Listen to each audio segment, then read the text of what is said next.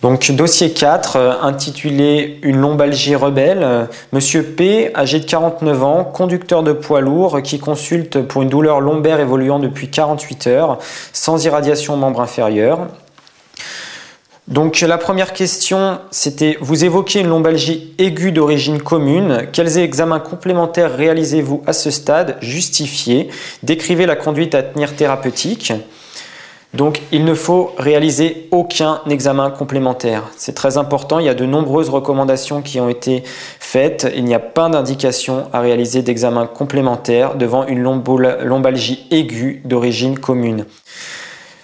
Les indications à réaliser, les examens d'imagerie sont les lombalgies aiguës symptomatiques, ce qui n'est pas le cas ici. Donc pour justifier votre diagnostic, c'est un patient qui est jeune, qui a un âge inférieur à 55 ans, qui a des antécédents de lombalgie et de lombosciatique commune. Le début a été brutal, on a un facteur déclenchant.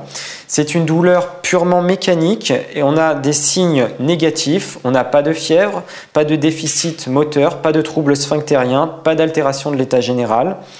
Donc le traitement chez ce patient, ça va être un traitement ambulatoire avec un arrêt de travail qui doit être le plus court possible, pas de repos strict au lit ordonné, bien sûr un traitement antalgique avec des antalgiques adaptés au palier de l'OMS, des anti-inflammatoires non stéroïdiens en cure courte, myorelaxants, bien sûr dire qu'ils doivent être non sédatifs, sinon chez un patient qui est conducteur de poids lourd, ça peut vous valoir des points négatifs à la question. On peut proposer un reclassement professionnel et bien sûr dans ce cadre chez un patient qui est tabagique, ne pas oublier les conseils minimaux à l'aide à l'arrêt du tabac. Y a-t-il une indication à réaliser une imagerie si les douleurs persistent? Donc, si les douleurs persistent, donc ce que vous devez entendre par persiste, c'est-à-dire résiste au traitement antalgique et dure en moyenne plus de 14 jours. Donc, dans ce cas-là, on n'est plus dans le cadre d'une lombalgie aiguë d'origine commune. Il y a une indication à réaliser une imagerie dans le cas où il y a échec du traitement de première intention. On réalisera une radiographie en première intention du rachis dorso-lombaire. Question 2. Donc le patient vient vous revoir 10 mois plus tard pour toujours le même problème de lombalgie. Il a été mis sous antalgique de palier 3 sans véritable efficacité. Vous notez une altération de l'état général. Le patient tousse et il y a des épisodes d'hémoptysie. On a une radiographie du rachis lombaire qui montre une vertèbre L3 borgne. On vous demande quel est votre diagnostic et quels autres signes vous devez rechercher sur la radiographie. Donc le diagnostic, d'abord lombalgie qui est devenue symptomatique d'une métastase osseuse ostéolytique L3. On vous dit qu'il y a une vertèbre borgne au niveau de L3. Probablement métastase d'un cancer bronchopulmonaire, patient qui fume et qui a des épisodes hémoptoïques. Il faut rechercher sur la radiographie du rachis lombaire d'autres signes de malignité qui sont un tassement vertébral asymétrique avec une atteinte du mur postérieur ou de l'arc postérieur. Il faut rechercher des lésions ostéolytiques, des lésions ostéocondensantes, une tuméfaction des parties molles et un caractère multiple des lésions en faveur de métastases multiples. Quels sont les cancers les plus ostéophiles? Alors, les cancers les plus ostéophiles, j'ai un petit moyen mémotechnique qui est PPRST pour poumon, prostate, rein, sein, thyroïde. Question 3. Vous hospitalisez le patient afin de réaliser le bilan de sa maladie. Comment portez-vous le diagnostic avec certitude? Citez 4 techniques permettant de parvenir au diagnostic. Donc c'est une question qui est assez appréciée des pneumologues et des oncologues. Dans le cadre de l'internat avec les questions fermées, ça peut tout à fait tomber. Donc le diagnostic de certitude est histologique. Il faut faire une analyse anatomopathologique. Pour réaliser cette analyse, il y a 4 méthodes possibles. Donc, il y a la fibroscopie avec des biopsies transbronchiques de la lésion. On peut faire une ponction biopsie transpariétale pulmonaire sous contrôle scanographique ou des lésions vertébrales, puisque ici il a des métastases. Et 2 techniques dites chirurgicales qui sont la thoracoscopie s'il y a un épanchement pleural associé à la lésion et la médiastinoscopie. Ça, c'est notamment si on a des ganglions ou une masse plutôt médiastinale. Donc voilà les 4 types de situations que vous pouvez avoir pour des tumeurs bronchopulmonaires. Donc là, quand vous êtes dans cette situation-là avec une tumeur qui est plutôt médiastinale, c'est une bonne indication à réaliser une médiastinoscopie ou une fibroscopie avec biopsie transbronchique. Lorsque vous êtes dans ce cadre-là avec une atteinte du tiers intermédiaire, on réalisera plutôt des biopsies par voie fibroscopique transbronchique. Dans le cadre où vous êtes dans le tiers périphérique, là c'est une bonne indication à réaliser des biopsies transpariétales sous contrôle radiographique. Et là vous êtes également dans le cadre d'une atteinte péricarénaire et c'est très accessible à la médiastinoscopie. Question 4, on vous demande de compléter votre bilan. Donc pour compléter votre bilan, à visée diagnostique, vous ferez une radiographie de thorax face profil, un scanner thoracique en fenêtre pulmonaire et médiastinale, une fibroscopie bronchique avec aspiration pour cytologie et bactériologie, des biopsies étagées des lésions si on voit des biopsies accessibles sur la fibroscopie. Pour examen anatomopathologique, bien sûr, vous aurez vérifié au préalable l'hémostase. Pour le diagnostic différentiel, vous pourrez doser les PSA. Donc, je vous ai dit que c'était des cancers ostéophiles et qui avaient franchement tendance à donner des métastases osseuses vertébrales. Pour ce qui est du bilan d'extension, vous ferez un bilan hépatique, donc un scanner thoraco-abdominopelvien, mais l'échographie abdominale est reconnue comme supérieure pour la recherche de métastases hépatiques. Donc, très important de réaliser une échographie abdominale.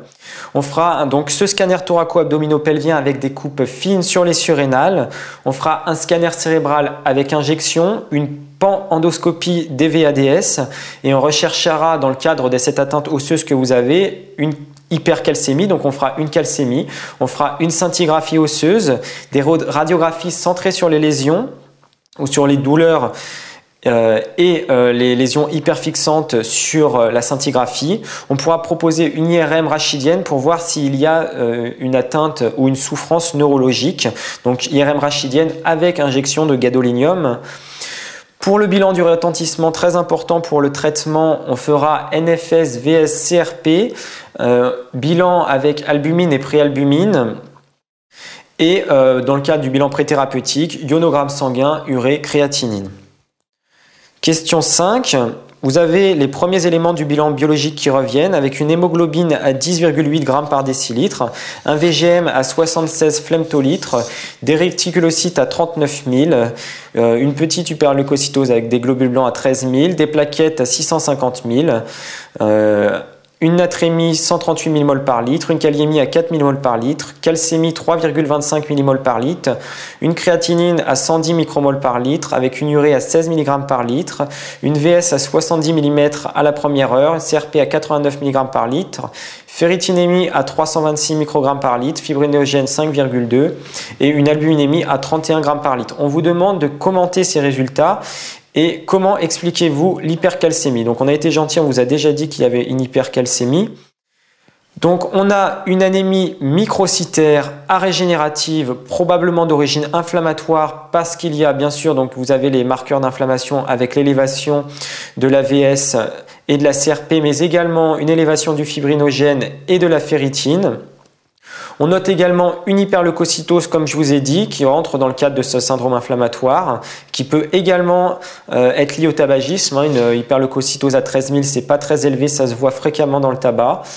On a donc un syndrome inflammatoire biologique avec hyperleucocytose, élévation de la VS, de la CRP, de la ferritine, du fibrinogène, et on note également la thrombocytose, des plaquettes à 650 000, qui sont supérieures à 500 000 par millimètre cube.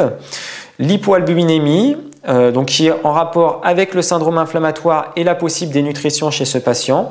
Et donc hypercalcémie qu'il faut qualifier de majeure car elle est supérieure à 3 mmol par litre. Donc n'oubliez surtout pas de calculer la calcémie corrigée qui ici est à 3,43 mmol par litre. Donc calcémie corrigée se calcule avec calcium mesuré plus 0,02 fois entre parenthèses 40 moins albumine. On note également chez ce patient une insuffisance rénale, que dans le cadre du dossier, on va dire qu'elle est aiguë, on n'a pas de créatinine antérieure.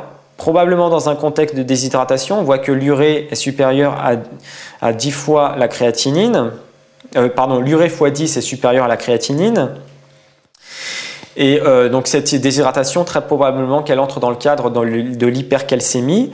On vous demande comment expliquer l'hypercalcémie. Donc deux hypothèses, soit une ostéolyse majeure, donc on a vu qu'il y avait des métastases vertébrales. La deuxième possibilité, qui est assez fréquente dans les cancers pulmonaires, qui est déjà tombée à l'internat et à laquelle il faut penser, c'est un syndrome paranéoplasique avec sécrétion de PTH-RP.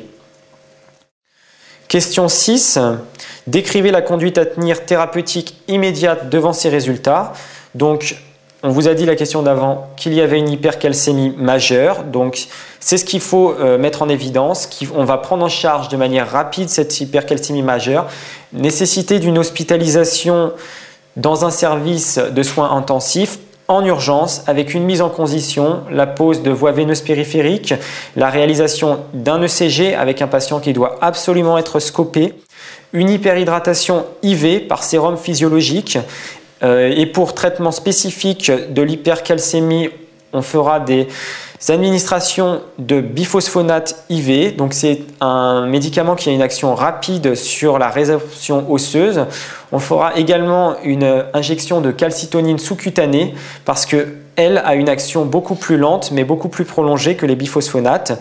On préviendra les nausées qu'on retrouve dans l'hypercalcémie par les antiémétiques. Et en cas de retentissement sévère, ce qui sera probablement le cas chez ce patient, on fera une épuration extra-rénale, donc en réanimation. À noter, j'aurais pu mettre 0 à la question si vous avez réalisé une diurèse forcée. Ce patient, il est insuffisant rénal.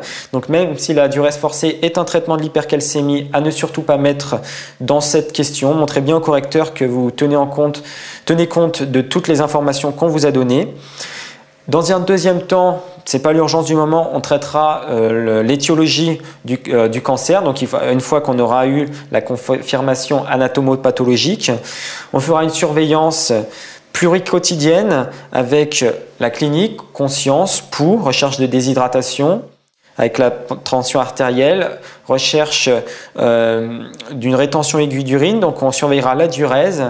On fera un ECG avec les signes, recherche de signes électriques d'hypercalcémie à l'ECG et une surveillance biologique bien sûr, donc il faut surveiller la calcémie, la fonction rénale et l'ionogramme sanguin.